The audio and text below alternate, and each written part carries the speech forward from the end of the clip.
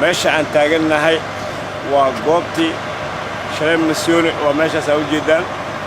meeshaana waa meeshii Talyaaniga lahaayeen kaniisadina waa kaas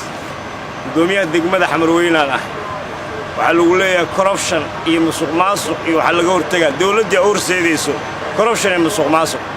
warqadan gudoomiyaha degmada aan ahay wax og aan ku leeyahay ma jirto cidii samaysayna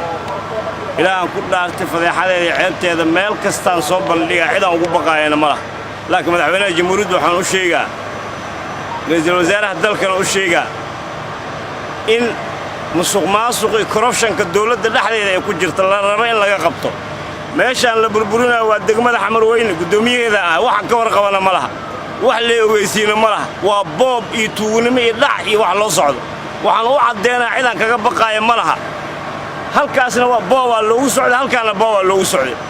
waxaan u sheegaa mar labaad markooda mar saddexaad gudoomiyaha degmadaan ahay kamana warqabo dawladda nidaamka kala dambeynta la sheegay wax ka jira ma jiro